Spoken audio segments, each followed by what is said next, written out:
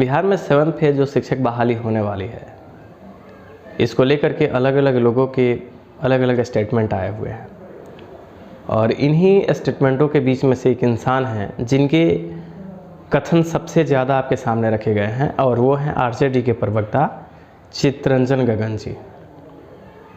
हालांकि अगर सही से आप समझते हैं इस बात को तो इतना ज़रूर आप समझते हैं कि उनके स्टेटमेंट कॉपी होते हैं, या तो वो नीतीश कुमार का स्टेटमेंट हो या फिर तेजस्वी यादव का। और इसी सिलसिले में क्या हुआ कि प्राइमरी के कुछ बच्चे चित्तरंजन गगन जी के पास गए और उन्होंने कहा कि बहाली में वाकई में क्या है, क्यों मतलब आप लोग जल्द जल्द कह रहे हैं, लेकिन वाकई में ये जल्द होने कब वाला है और ये बहाली प्रोसेस जो है वो जो डिले हो रहा है आखिर ये शुरू कब होगा।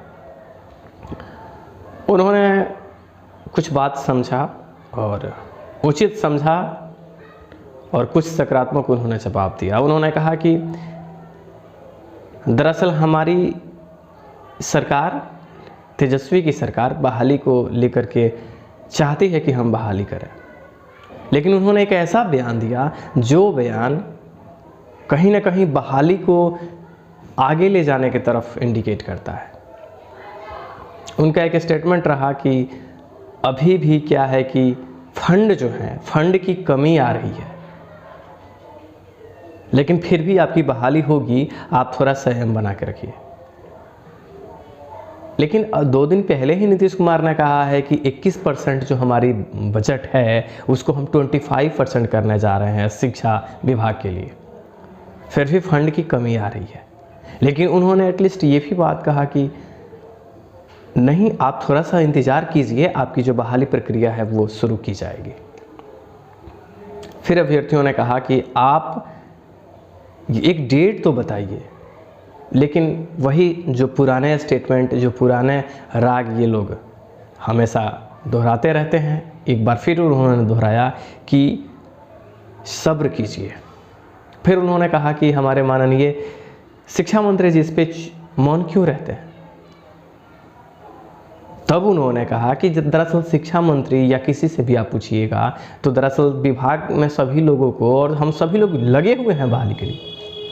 तो कहने का क्या मतलब है कि नेता लोग ही लगे हुए हैं बहाली के लिए। ये भी आप बात समझिए, नेता लोग ही लगे हुए हैं बहाली के लिए, अधिकारी नहीं लगे हुए हैं। और यही बात जब मैं आपके सामने रखता हूं तो शायद हमारी बातें कुछ लोगों को बहुत बुरी लग जाती है। अब दरअसल जो नेता ये स्टेटमेंट दे रहे हैं कि हम लगे हुए हैं बहाली कराने के लिए, और हम क्या है कि कभी आप देखिए कि तेजस्वी का कहीं दौरा हो रहा है या फिर नीतीश का या इन पार्टियों के जो भी नेता हैं उनका, तो हर जगह आप लोग कहीं ना कहीं जा रहे हैं और उनसे मिल रहे हैं, बहुत सारे लेटर दे रहे हैं। ये अच्छा कदम है बहाली प्रोसेस के लिए, लेकिन इन लोगों का जो कथन आ रहा है वो कथन कहीं से पॉजिटिव की तरफ नहीं दिख रहा है।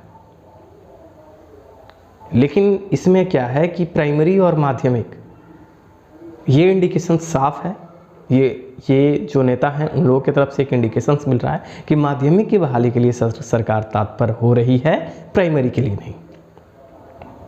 हाँ, 2-3-4 दिनों से जो प्राइमरी का भी प्रोटेस्ट हो रहे हैं, इनके असर दिख रहे हैं और इनका असर रहेगा कि सरकार शिक्षा विभाग को कहीं ना कहीं पब्लिक डोमेन में ही आकर के ये बातें कह रही है कि बहाली प्रोसेस को आगे बढ़ाया जाए,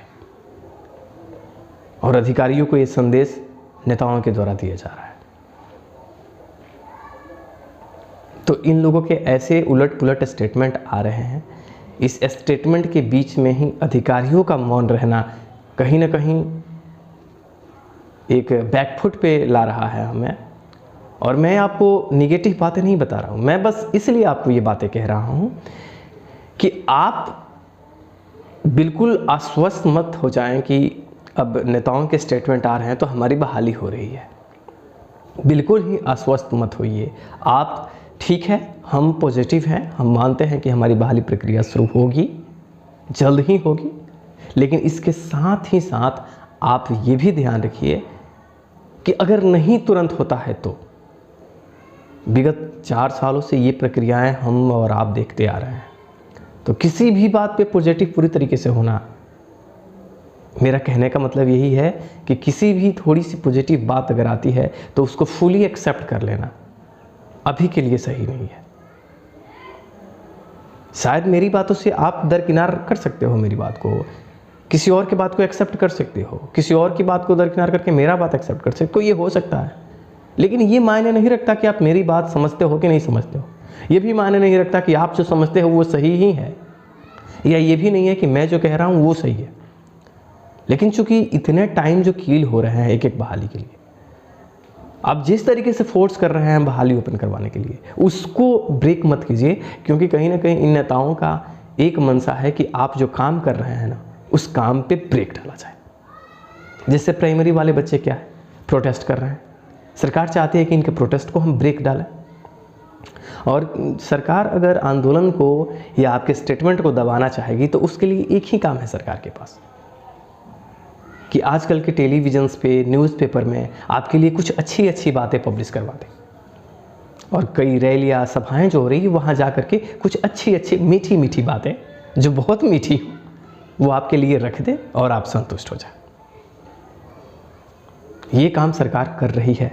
कुछ बातें क्या है कि हमारे फेवर में आ रही है बहाली के लिए, लेकिन वहीं दूसरे पल कुछ स्टेटमेंट ऐसे आ रहे हैं जो हमारे अगेंस्ट आ रहे हैं।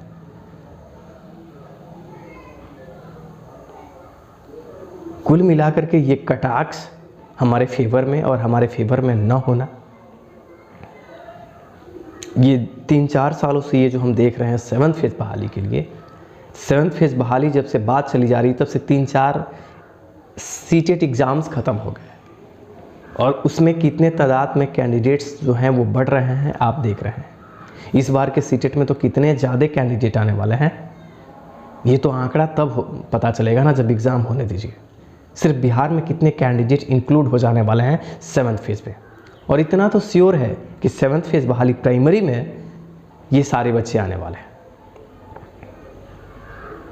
और ऐसा नहीं है, माध्यमिक में सभी लोगों को क्या है कि अभी ये अनुमान लग रहा है कि 7th फेज़ में माध्यमिक की बहाली तुरंत कंटिन्यू हो जाएगी। ऐसा कुछ मत सोचिए। आपको शायद नहीं पता है, लेकिन सरकार अपने स्कूल को मैनेज करने के लिए एक फ्रेमवर्क तैयार की है, जिसमें अगर आप टीचर अभी तुरंत बहाल नहीं भी होते हैं, सरकार स्कूल को कंटिन्यू चलाएगी, जो भी आपके सामने नहीं रखा गया है। लेकिन तमाम जो डिस्ट्रिक्ट एजुकेशन ऑफिसर्स हैं उनको लेटर सौंप दिए गए हैं कि हमारे स्कूल को कैसे सुचारू रूप से चलाना है, क्योंकि बजट का रोना है। भले नीतीश कुमार ने आकर के ये स्टेटमेंट कह दिया हो कि 21% जो बजट का हम 25% बनाने जा रहे हैं शिक्षा के लिए, आप इतना समझिए कि 21% जो बजट का हिस्सा है उसको 25% करना क्या इसी बजट के लिए या अगले बजट के लिए? ये तो उन्होंने नहीं कहा ना। अगली सरकार बनेगी तब के लिए या इसके लिए? अखबारों के पन्नों के एक एक पॉइंट पे ध्यान मत देना भाई मेरे, मत ध्यान देना। वो सारे लुभावने स्टेटमेंट है। कहीं 25% शिक्षा पे खर्च नहीं होने वाला है। हाँ, नहीं होने वाला है, ऑन द लाइव बोल रहा हूँ ना, नहीं होने वाला है। ये सिर्फ दिखावे और लुभावने स्टेटमेंट हैं कि बजट का 25% हिस्सा शिक्षा पे सरकार खर्च करेगी। अगर वाकई में 25% शिक्षा पे सरकार खर्च कर दे तो पैसे का रोना जो शिक्षा व्यवस्था के लिए वो नहीं होगा। इस बात को आप ध्यान दीजिए। आपको किसी भी हाल में ज़्यादा खुश नहीं होना है। STT में मेरिट में आकर के भी आप बहुत खुश थे, है ना? तो ये चीज़ें चलती रहेगी। आप जिस स्तर से जो काम कर रहे हैं उसको बनाए रखना है। हमें होप नहीं खोना है, लेकिन पूरी तरीके से डिपेंड भी नहीं हो जाना है। ये बात आपको ध्यान रखना है।